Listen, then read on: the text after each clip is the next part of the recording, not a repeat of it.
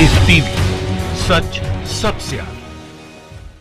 दोस्तों, मैं अब्बास हफीज हूं। बाबा रामदेव की मुसीबतें बहुत ज़्यादा बढ़ गई हैं। बाबा रामदेव ने जिस तरह से लोगों को बेवकूफ़ बनाने की कोशिश की कोरोना की दवाई के नाम पर, अब वो उनकी मुसीबतें बढ़ा रहा है। यहाँ पर अब कड़ी में कड़ी जुड़ती जा रही है और बाबा रामदेव को जेल भेजने की तैयारी चल रही है। दोस्तों, एक बार तो रामलीला मैदान से बाबा रामदेव पुलिस से बच गए थे, महिलाओं का वस्त्र धारण करके भागने में कामयाब हो गए थे। आप तस्वीर देख सकते हैं। लेकिन इस बार लोगों की जान से खेलने का आरोप है, जान से खिलवाड़ का आरोप है। कोरोना संकट काल में जिस तरह से बाबा रामदेव ने फ्रॉड करने की कोशिश की, इससे उनकी मुसीबतें अब बढ़ गई हैं। दोस्तों, आपको मालूम है, कल बाबा रामदेव और उनकी कंपनी ने कोरोनिल नाम की दवाई लॉन्च करी, जिसमें दावा किया गया कि गारंटीड 7 दिन में यह कोरोना का इलाज कर देगी। जिसको भी कोरोना होगा वो ठीक हो जाएगा। दोस्तों, जैसे ही ये सुना तो कई विभाग हरकत में आ गए। सबसे पहले उत्तराखंड की भाजपा सरकार के अंडर में आने वाला आयुर्वेद विभाग हरकत में आया। उसके लाइसेंस के वरिष्ठ अधिकारी ने अपना बयान जारी करके ये जानकारी दी कि हमसे कोई अनुमति नहीं ली बाबा रामदेव ने कोरोना की दवाई बनाने के नाम पे, बल्कि हमसे तो अनुमति ली थी 10 जून को, ये कहकर कि हम दवा बनाना चाहते हैं इम्यूनिटी बढ़ाने की, और जो खांसी है और गले की खराबी है और बुखार की दवाई बनाना चाहते हैं। इस नाम पे हमने अनुमति दी थी, ना हमने कोरोना की दवाई बनाने की अनुमति दी, ना हमसे मांगी गई। सुनिए BS रावत क्या कहते हैं। हमारे द्वारा जो उसको अनुमोदित किया गया है उसमें इम्यूनिटी बूस्टर और कास और श्वास, खांसी और बुखार, इसके लिए उसको अप्रूव किया गया है। इसके अलावा कोरोना के लिए हमारे द्वारा कोई उसका अप्रूवल नहीं दिया गया। अब दोस्तों, सबसे पहले तो ये हुआ कि वहां उत्तराखंड की सरकार, जिसका इनको लगता था कि वो ये उनसे ऊपर है क्योंकि भाजपा की सरकार है, वो ही हरकत में आ गई। मामला यहां लोगों की जान का था। अब इसके बाद दूसरा जो हरकत में आया वो आया आयुष्मान मंत्रालय, नरेंद्र मोदी जी की सरकार का, जिसके मंत्री शिवपत नायक हैं। आयुष्मान मंत्रालय ने इनके सारे विज्ञापनों पर बैन लगा दिया, इनके सारे जो बिक्री थी उस पर बैन लगा दिया। ये नहीं बेच सकते जब तक हम इसको पास नहीं करेंगे। आयुष्मान मंत्री का कहना था कि उन्होंने गाइडलाइंस का पालन नहीं किया। सुन लीजिए श्रीपद नायक क्या कहते हैं। ये सब कर दिया उन्होंने, और ये भेजने से पहले ही वो डिक्लेयर कर दिया। ये नहीं होना चाहिए था, लेकिन हमने उसको रिक्वेस्ट किया कि आप तुरंत जल्दी से जल्दी भेजो।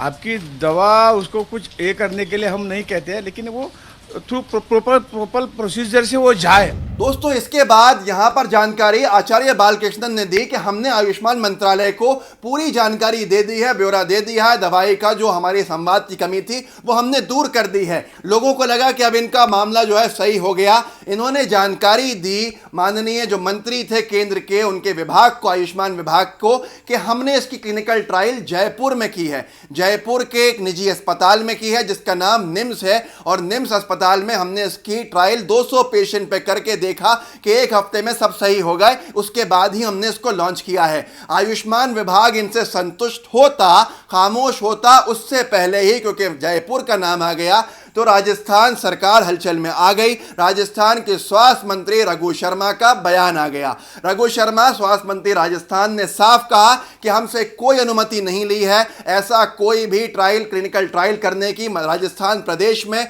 और यह पूरा फ्रॉड है जिस पर हम कार्रवाई करेंगे। सुनिए रघु शर्मा क्या कहते हैं। ना तो हमारे पास किसी ने आवेदन किया, ना हमने किसी को स्वीकृति दी। ये तमाशा है क्या? WHO क्या कह रहा है, ICMR क्या कह रहा है? और इस तरह की जो क्लिनिकल ट्रायल है वो बिना सरकार की परमिशन के कैसे आप कर सकते हो? ये तो आपराधिक कृत्य है, ये तो दंडनीय अपराध है। हम देखेंगे जो FIR दर्ज की एक डॉक्टर ने, मैं पुलिस डिपार्टमेंट को डायरेक्शन दूंगा और ये कहूंगा कि इसका इन्वेस्टिगेशन हो। ये किस तरह से इन्होंने किसकी परमिशन से ट्रायल किया है, मजाक बना दिया इन्होंने। कई पेशेंट हमारे यहाँ राजस्थान में 3 दिन में पॉजिटिव से नेगेटिव हुए हैं। तो ये जो दावा कर रहे हैं कि 7 दिन में ठीक हो जाएंगे, ये तमाशा है और कुछ नहीं है। दोस्तों, रघु शर्मा को आपने सुना, उन्होंने साफ कर दिया है कि ये सरासर झूठ है, फ्रॉड है और ये लोगों की जान से खिलवाड़ है।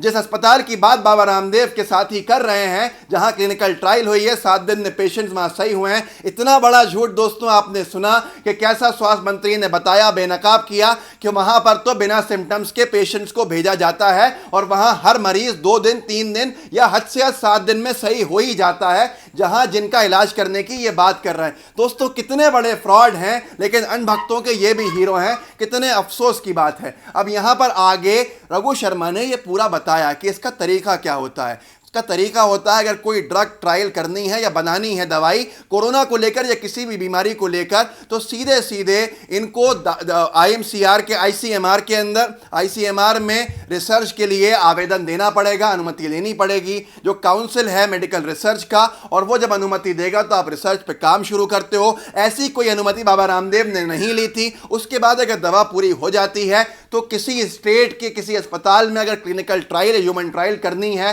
तो राज्य की सरकार से अनुमति लेनी होगी। रघु शर्मा ने जानकारी दी कि बाबा रामदेव ने ऐसी कोई अनुमति राजस्थान सरकार से नहीं ली है। अब यहां मुसीबतें बढ़ गईं, लेकिन जयपुर के जिला के स्वास्थ्य अधिकारी के बयान से इनकी जो पूरा मामला था वो एक तरह से खत्म होता हुआ दिखा कि अब तो जेल जाना ही पड़ेगा।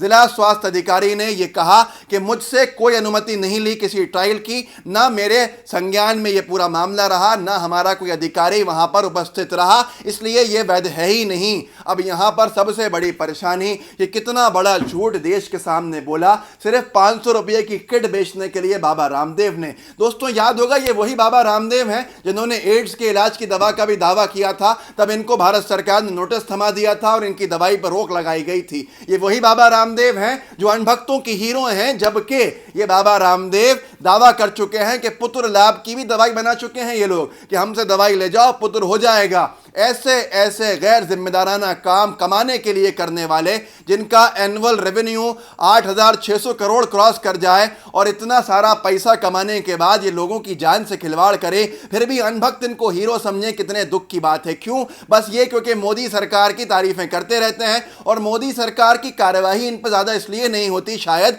क्योंकि इन्होंने ही दावा किया था कि मोदी सरकार जब आ जाएगी 2014 में तो पेट्रोल डीजल 35 रुपये लीटर के कम में बिकने लगेगा, डॉलर के बराबर रुपया हो जाएगा, और इस तरह के बड़े बड़े दावे रामदेव जी ने किए थे, जिसके बाद वो सरकार भी बन गई। अब इस सरकार को भी कार्रवाई करने से कोई नहीं रोक सकता क्योंकि मामला यहां लोगों के लिए जानलेवा बन गया। किस तरह से आपदा को अवसर ने बदलने का काम किया, लोगों की जान से खेलने के ऊपर। बाबा रामदेव तो अवसरवादी हैं ही, आपको पता ही है। मैगी का विरोध करते थे और फिर खुद की मैगी नूडल्स बना के लॉन्च कर दी पतंजलि के नाम से। इसी तरह से पास्ता का विरोध किया और उसके बाद खुद पास्ता को बना के लॉन्च कर दिया अपनी पैकेजिंग के अंदर। ऐसे ही कई चीजें हुई। एक जमाने में फटी हुई डेनिम और जीन्स का विरोध किया था और फिर खुद इन्होंने अपनी साइट पे उसको बेचने का काम किया। तो दोस्तों, आपको समझना पड़ेगा कौन फ्रॉड है और कौन सही है, कौन जेन्युइन है। अनभक्तों की अनभक्ति इस देश को लेकर डूब रही है। लोग बीमारी से परेशान हैं और बाबा रामदेव इस आपदा में अवसर तलाश रहे हैं। और जो अनभक्त हैं, आज पता चला कि अनभक्तों के लिए